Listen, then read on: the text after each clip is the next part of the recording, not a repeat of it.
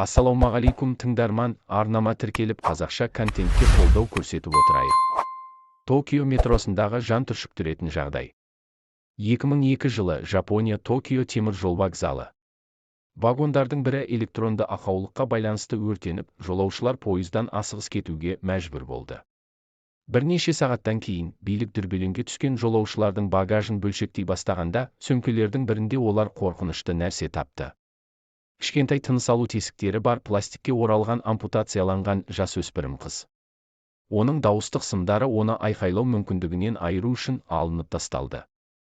Оның бойында зорлық-зомбылық іздерінің болмауы таңқаларлық болды. Оның денсаулығына ештеңе қауіп төндірмеді. Денесі мүгедек болды, бірақ жағдайы жақсы.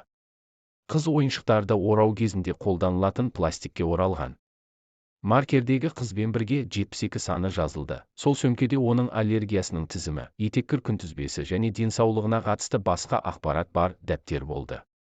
Полиция онымен бірге жасаған адамдар туралы одан ақпарат алуға тырысты, бірақ олардың әрекеттері нәтижесіз болды.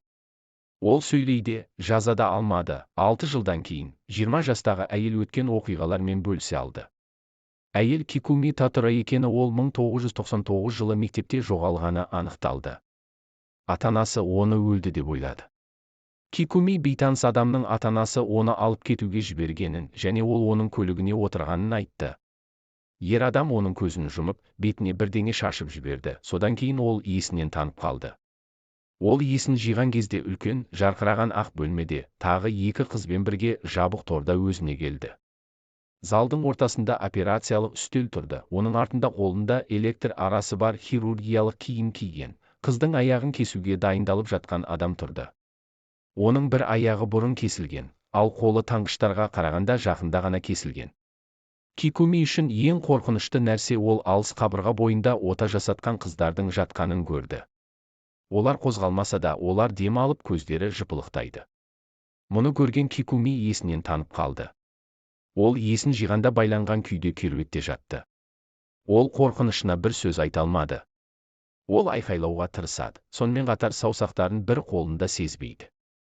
Оның сол қолы кесіліп, мұқият тігілген. Бөлмеде ол жалғыз емес. Онда жатқан қыздардың аяқ-қолдары кесіліп, барлығының дауысы жоқ. Олардың біреуі оларды ұстап тұрған кісендер мен шынжырлардан арылуға тырысады, ал басқалары жай қарап, жылайды. Барлығы толық тыныштықта. Кикуми уақыт сезімін тез жоғалтқанын айтады, өйткені оларға күнделікті есірткі салып отырған. Ол күніне 3 рет тамақтандырылды, денесінің жоғарғы бөлігінен бұғаулар алынып тасталды, және қалған қолымен тамақтана алды. Алдымен ол тамақты еденге лақтырады, содан кейін оны сол жерден көтеріп жей бастайды.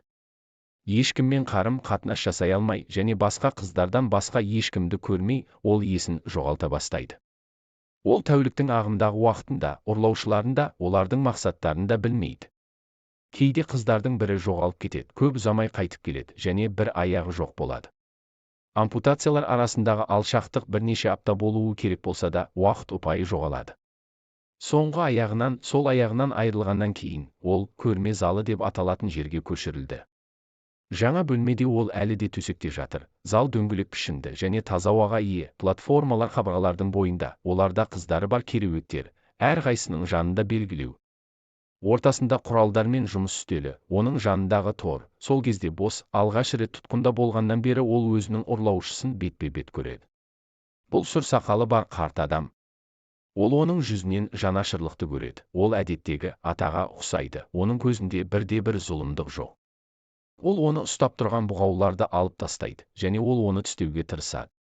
Ол бұған дайын болған сияқты, оны қайтадан төсекке итеріп, артқы жағына металл пластинаны бекітеді. Ол белгілі бір механизммен бастың артқы жағына және жамбасқа бекітіледі. Кикуми білмеді, оның бас сүйегі мен арқасына тіректер салынған, пластинамен бірге оны қозғалудың соңғы мүмкіндігінен айырған. Ер адам ұзындығы шамамен 1,5 метр қалқан алып келді, бекіткіштері мен 2 қалыңдығы бар. Ер адам Кикумиді қолына алып, оны қалқанға қойып, тақтайшасын бекітті. Қыз бекітілген қалқан қабырғаға ілінді. Қарт адам бөлмеден шығып, залдағы жарық сөніп қалды. Кикуми бірінші түн нағыз қорқынышты болғанын айтады. Оны барлық жағынан кірпіктердің жыпылықтаған дыбыстары қоршап алды. Бұл ең қатты айқайдан да қатты қорқытты. Ол ұйықтай алмай тұрып бірнеше күн ояу болады. Оянғаннан кейін оның беті жарықтандырылады, бірақ жақын жерде жүргендердің ешқайсысы жоқ. Қалған қыздардың бетіне макияж. Олар жасына қарай, кішіден үлкенге қарай орналасады. Ол олардың жеткілікті ұзақ жиналғанын түсінді. Олардың барлығы ұзын қара шаштары мен ақшыл терісі бар, әдеттегі жапондықтарға ұқсайды. Ішінде сұйық нәрсе бар, бөтелкесі бар адам залға оралады. Кезек-кезек ол әрқайсысына жақындайды және сұйықтықты аузына құяды. Осыдан кейін ол тағы бір айналым жасайды. Бұл жолы оларды сумен суарады, ал екіншісі дененің күйін тексереді. Төртінші рет ол өзінің коллекциясын тамашалайды. Біреудің шашын түзетеді немесе сипайды. Кейде 3 қыз таңдалады. Сол қолдары, соңғы аяқтары кесіліп, пластикке оралып, алып кететін қораптарға жасырылады. Оның кезегі келгенде оның пластикасына 72 саны жазылады. Қорап арқылы ол қозғалтқыштың шуын естиді. Содан кейін басқа адамдар. Бірнеше сағаттан кейін олар оны табады. Бірнеше жылдан кейін оны ұрлап әкеткен адам ұсталады. Ол күтпеген жерден және түсініксіз түрде өледі. Қалған құрбандары бар бөлме ешқашан табылмайды. Жапонияда жыл сайын бірнеше ондаған мың адам жоғалады. Олардың 70-і кәмелетке толмаған қыздар. Осы оқиға туралы өз ойларыңызды пікірге жазыңыз, сонымен қатар менің арнама жазылып қолдап отырсаңыз. Қоштаспаймыз.